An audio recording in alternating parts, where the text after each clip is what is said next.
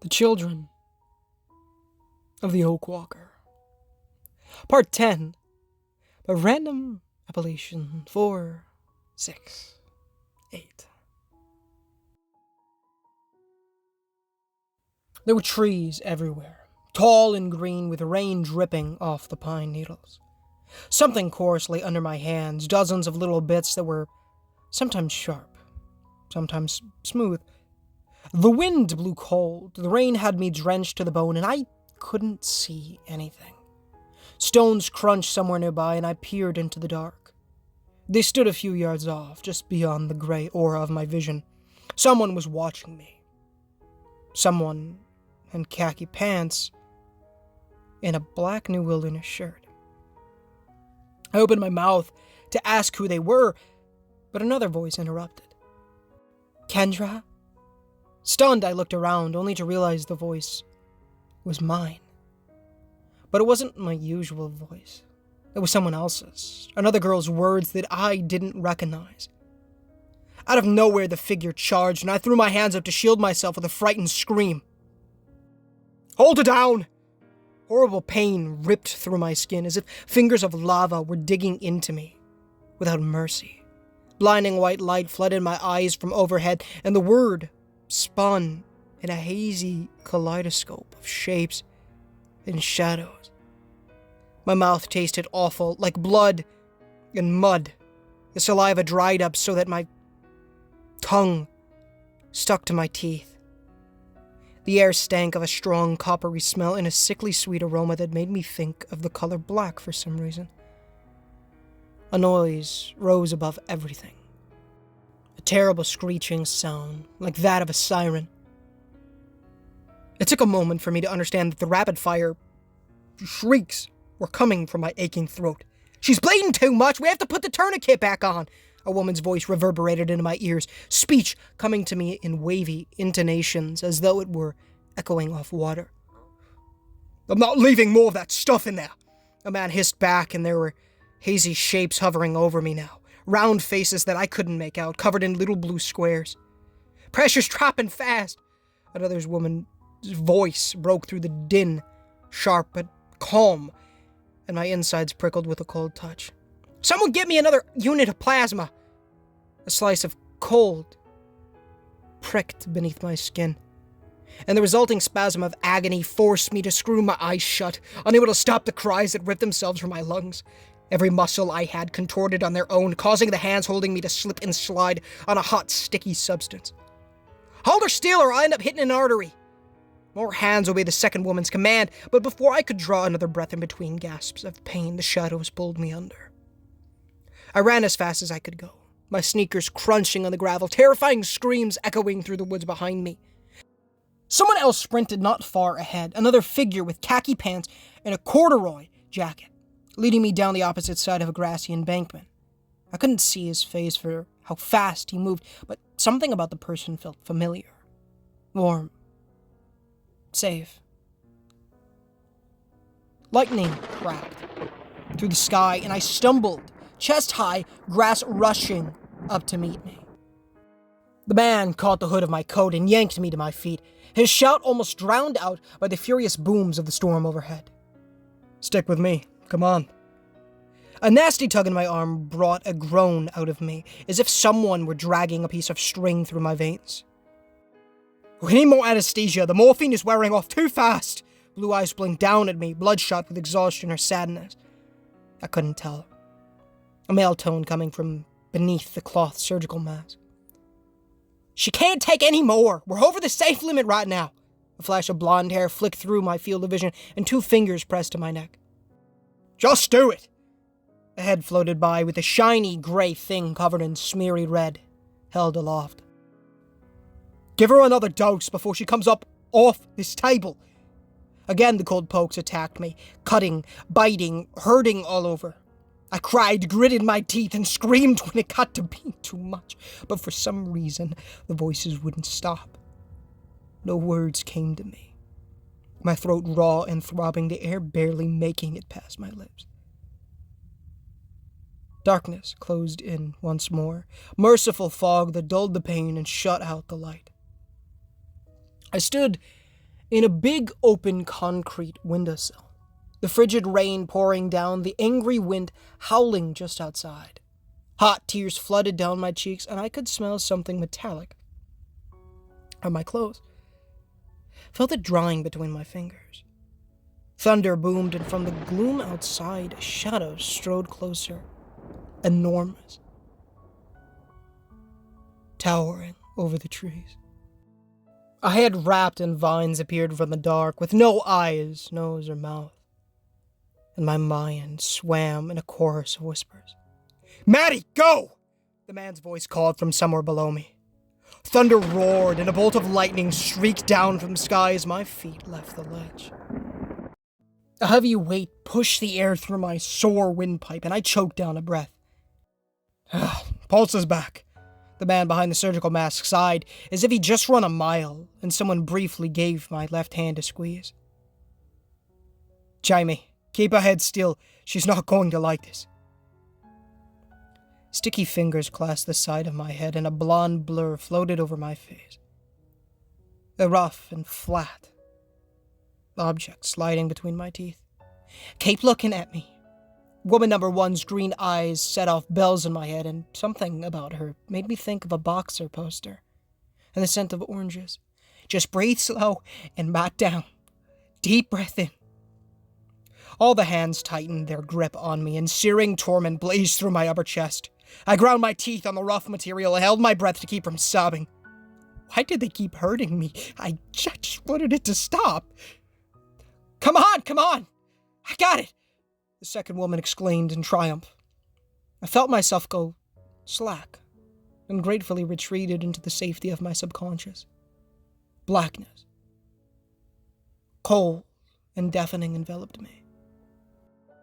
"Your flesh is your weakness," a harsh whisper rasped in my ear, as if the person speaking were right beside me. "I can break you. I can mold you. You need only give in to the inevitable." Lightning pealed, and for a split second, I saw it.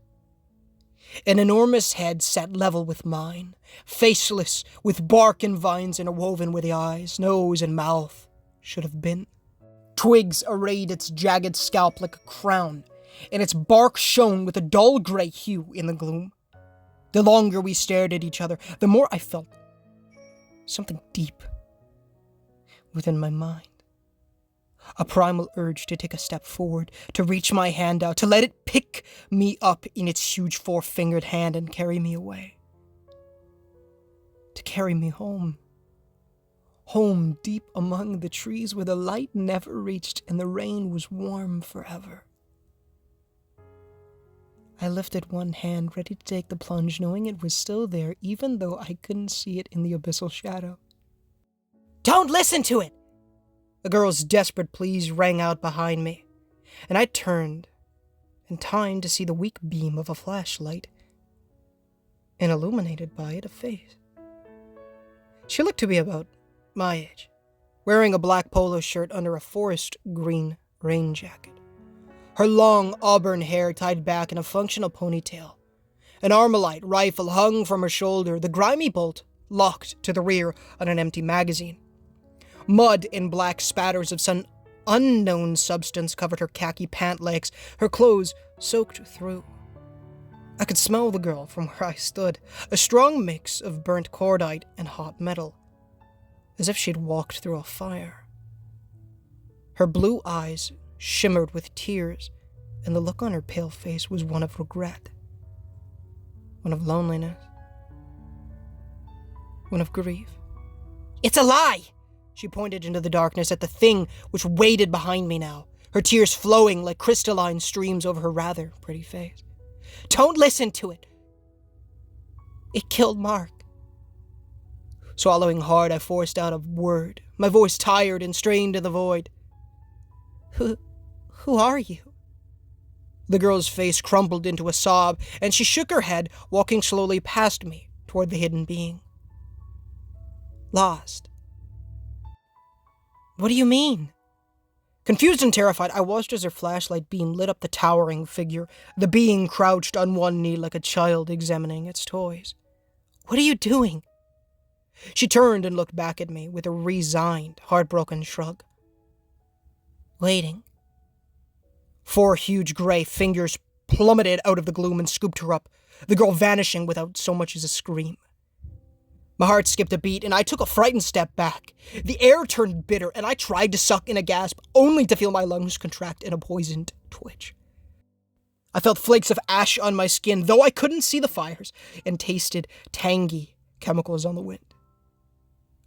"Breathe." A soft baritone voice echoed softly from the shadows, and a second light appeared. This one shone brighter, warmer, a yellowish flame inside an old kerosene lantern. It was held aloft by a man who stood off to my right, wearing a cobalt yellow chemical suit, with the protective hood lowered and his gas mask removed. He was tall, with short-cropped gray hair and luminous silver eyes that arrested mine like beams from a lighthouse. A number had been emblazoned on his suit. 036. In bold black letters, but other than that, I could see no other label or name tag. But I knew him, I realized. I remembered him from somewhere else, somewhere before the pain. The dark. The man smiled a gentle, fatherly grin with a twinkle in his eyes like a shining star. "You've done well. Come, filia mea. We've a long way to go." He held out his other hand, still shrouded in the black rubber gloves of his suit. At his words, I felt an expansion in my chest, as if a bubble were moving up from my stomach, up through my chest, up, up, up. My eye fluttered open and I coughed. Everything ached, a throbbing under my skin that made any movement excruciating. But I rolled over and hung my face off the side of the bed. Something stuck in my throat, blocked the air, and an animalistic side of me wanted it out, no matter what. I winced, gagged, and foul goo slid over my tongue. Wave after wave poured forth, sour mucus flecked with spots of red blood, until I coughed it all out. Just the effort to throw up made my torso blaze with fire, but I couldn't stop. My stomach emptied, my lungs drew in a deep breath as if they'd been sandblasted clean, and I rested my forehead against the mattress, too exhausted to push myself upright. "There you go." A hand rubbed my back, and Dr. O'Brien's face came into view, lined with wrinkles, but with a jaded smile nonetheless. "Just breathe through it. We want all that nasty stuff out." It was dark in the clinic, only a few lights on overhead. The air smelled metallic, like fresh blood, along with tangy chlorine from whoever had been cleaning it up. Various machines hummed and beeped around the drawn white curtains of my bed, but I could hear the muffled groans of other wounded in the bunks around me. Feet shuffled over the tiles not far away, hushed female voices revealing where nurses tended to their charges. Far from comforting, the atmosphere gave me an oppressive claustrophobic sensation, as if I would pull aside the bed curtain to find a mountain of severed limbs and wheezing lungs stacked to the ceiling. My own puking sounded like cannon fire in the stillness, but my misery overpowered any kind of self-restraint. Spitting onto the floor, I winced at how my throat rubbed like sandpaper. "Water." She sat in a chair on the opposite side of the vomit, and Dr. O'Brien cradled my head with one hand to pour some cool water into my mouth from a bottle.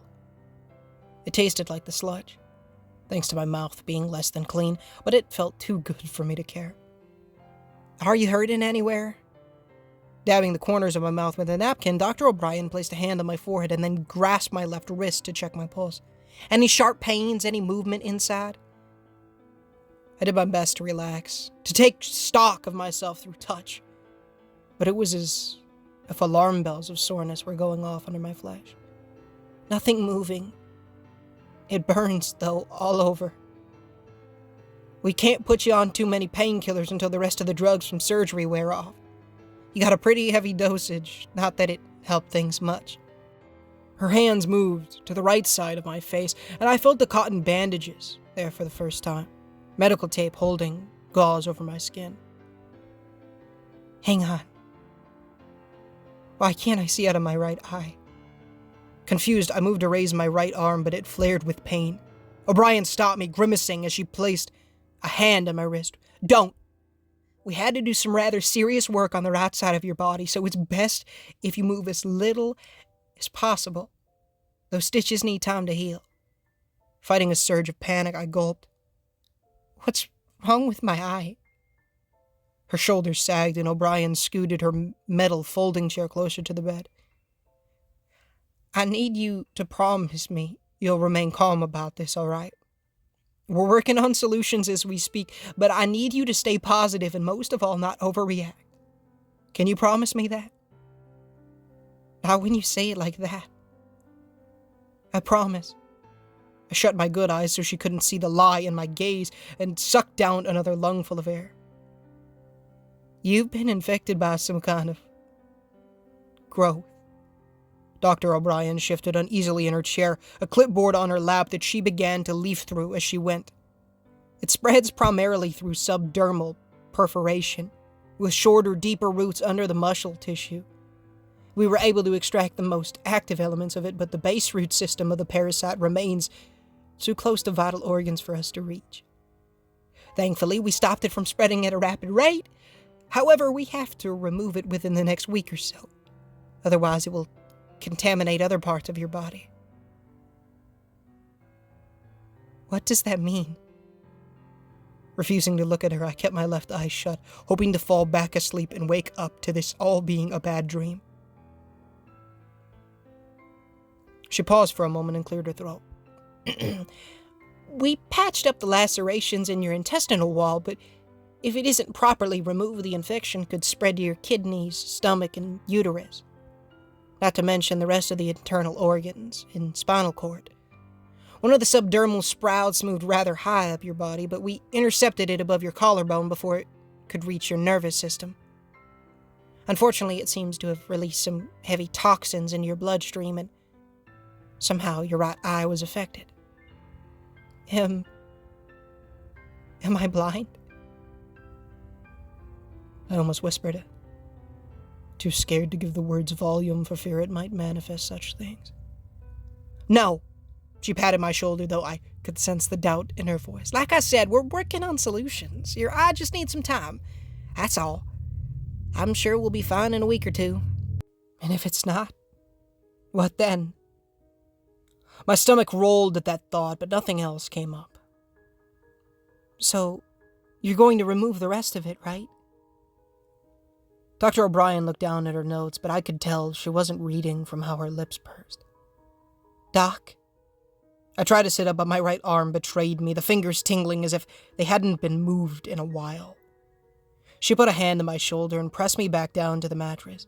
You need to rest. The more you exert yourself, the slower any healing will be. Tell me. With my heart thumping against my aching ribs, I begged her, clutched her hand in as tight a grip as I could muster. Whatever it is, I have to know. Please, just say it. Dr. O'Brien's face fell, and she shut her eyes as if in dread of what she had to do.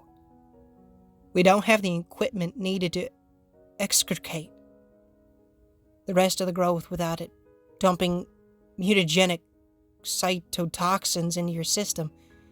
Every time we remove pieces of the foreign material, it leaches more of the toxin, which causes damage in the tissue or nerve endings nearby. If these were normal times, I'd have you life-flighted to Columbus or even D.C., but we're trapped here. Tears welled in my eyes, and I sniffled to keep them at bay, staring up at the ceiling. The others, Chris and Jamie, are they all right? Half turning in her chair, Dr. O'Brien pointed to a cot set up in the center aisleway, where a familiar blonde head lay under a wool blanket. Another figure slumped in a swivel chair with a jacket across his chest to keep him warm. They both insisted on aiding me in the surgery. Bit out of the usual, but then, considering everything, well, it's been an unusual day, hasn't it? I tried to get them to take some time off while I sat up to observe you, but they refused to leave your side. Lanson was in tears half the night. At least they're alive. I drank in the sight of Chris's handsome face as he slept, a pain in my heart that no scalpel could have made. He was so close, yet with everything that I knew, he may as well be 1,000,000 miles away. Jamie's blanket rose and fell in steadied breaths, and I wanted to hug her, to tell her everything would be okay, but how could I? Everything wasn't okay. I wasn't okay. Maybe I never would be. Hey! My vision flooded with a renewed assault of despair, but I looked up to see Dr. O'Brien's eyes on mine, a glim of pity in them. We're going to fix this, all right? I've got my whole team working on it. Ark River is brewing every remedy they know of, and for whatever it's worth, their entire camp has been praying for hours. We're all behind you, Hannah. Just keep fighting. Choking back a sob, I let her hand hold mine, grateful for the human contact, for anything to keep me from being swallowed up by the hopelessness in my chest. Instead, I focused on the blue hospital gown covering me and tried not to think about the bandages around my ribs, my stomach, and over most of my right arm. Wait. The key. Tension slammed through me, and I let go of her hand to grope around my neck in vain for the fiber cord. No, it wasn't in its usual place. The key was gone along with the rest of my clothes, which meant someone had taken it, and there were only 2 other people who had known about it besides me. Doc? I knotted my fingers in a tangle of the sheets to keep my voice on an even keel. What happened to all my stuff? Like my clothes, my gear? She jerked a thumb at Jamie and Chris. They took most of it off you. I think Decker has it all stored somewhere. My face burned at what that implied, and I glanced at Chris, embarrassed enough to melt through the floor. He saw everything? Sweetheart, we thought we were going to lose you. Dr. O'Brien gave a small laugh that seemed more sad than happy. Trust me, he was too busy to stop and take in the scenery. I've never seen him so worried. The first time he saw me naked, and it was with black roots growing out of my stomach. Great. So much for being sexy. So, you didn't happen to see a necklace? Like a small metal key on a string? I scanned the room with my one eye as best I could, but it was hard to do lying down. If it was on you, Decker probably has it. Rising from her chair, Dr. O'Brien set the water bottle on a little wooden nightstand and gave my left shoulder a reassuring squeeze. I'll get something to help you sleep. Now that you've cleared most of the mucus from your lungs, it should be easier to rest. In a few hours, we'll start experimenting with detoxification procedures. She swept out of the alcove and away down the ward, leaving me in the weak glow of the dimmed overhead lights. Biting my lip, I shut my eye and let out a shuddery breath. I had to be strong. Chris and Jamie needed me, and there was a good chance they had the key, that I could easily get it back from them. Chris might not be the spy. My condition might be curable. I just needed to stay positive. It's going to be fine, I whispered to myself, praying for the daylight to come so I could hear it from Chris or Jamie's lips instead of my own. At least then I might have believed it. This is fixable. Alone with my thoughts, I tried not to think about how my skin tickled under the bandages in an eerie, sentient way, or how humiliating it was that Chris had seen me in such a vulnerable state. Or the fact that I might have just handed the key of some great unknown secret to an ELSAR spy. Worst of all, I wanted to shut out the lingering memory of that strange hooded figure in the woods, and the words he'd snarled into my ear as he attacked me. I already own you.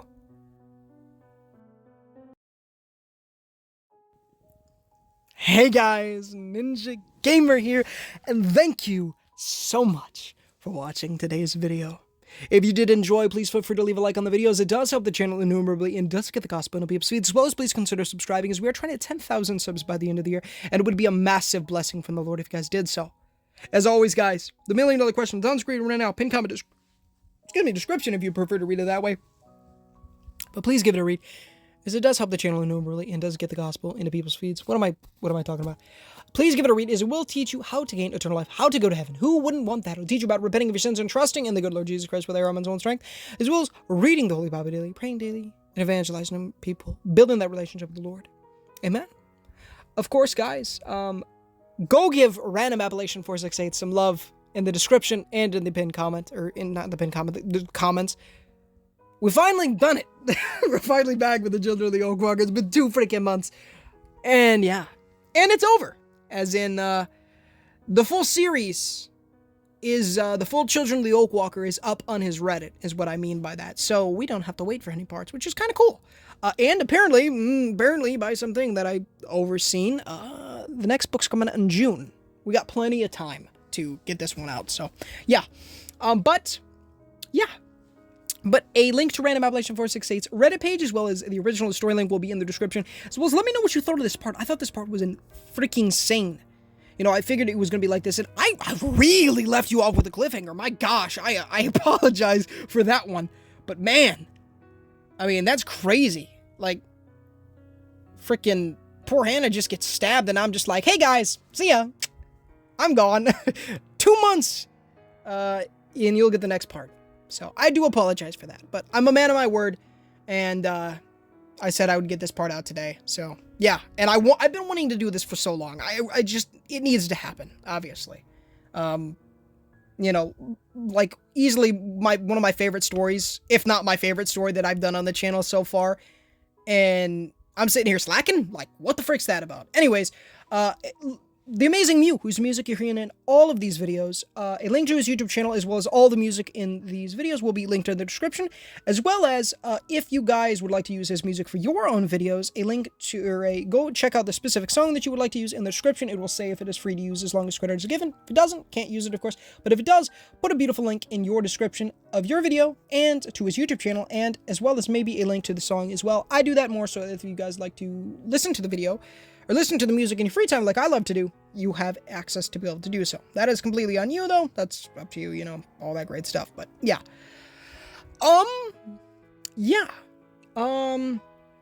My brothers have a YouTube channel to back plush videos where they upload plush videos, and I recommend the 2021 videos. They're uploading daily 2024 as well, and it's great stuff. Fantastic. I make quite a few cameos over there, so if you want to see me in something other than horror stories and video games, go check it out.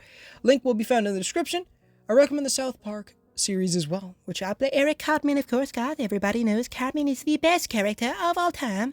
But yeah, that's great stuff. My youngest brother, Cole, wants to be a rapper, so I'm leaving a link to his YouTube channel and his SoundCloud in the description. The Cole is his name. It's great stuff, so please, please, please go check that out. It's amazing stuff. Yeah.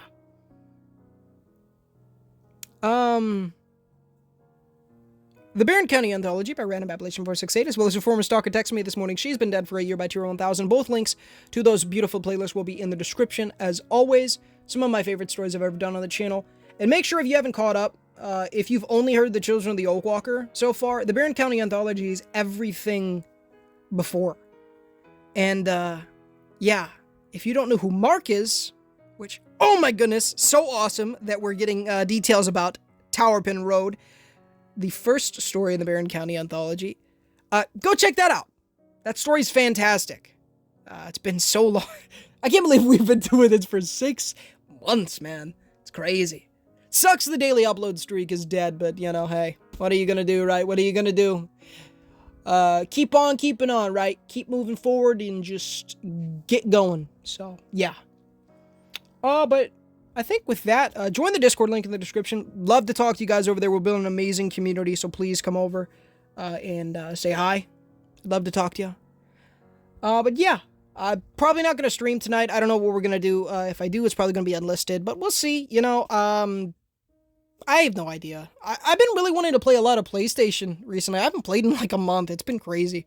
But yeah, last time I played was the Until Dawn Rush of Blood stream. So, yeah. But that's neither here nor there. But I love you guys. Thank you so much for watching. Stay tuned for more Children of the Oak Walker. I also got a couple other stories lined up, besides just ones that I have from other authors that I've done, worked with in the past, and I have more of their stories that I can narrate. Some other ones that I've asked a couple people to, as well as a full another series from someone that I asked like a month ago to narrate, and I still haven't even done that one, which that's on me, my bad. But that one, it's a good one. From at least from what I can, what's the word I'm looking for? Like, see from what I've like glanced at. It seems to be really nice. So yeah. But there's, I believe, 32 parts to Children of the Oakwalker, so we still have 22 episodes, so that's crazy to me. But anyways, it's much longer than the first book in Hannah Brown's story. So yeah. But I love you guys. Thank you so much for watching. Hopefully, you're also watching Random Appalation 468. I apologize that it's taken so long to do this, especially to you. I really do apologize for that. But yeah. I love you guys. Thank you so much for watching. And until next time, guys, I will talk to you all later. But until next time, guys, this is Ninja Gamer signing off.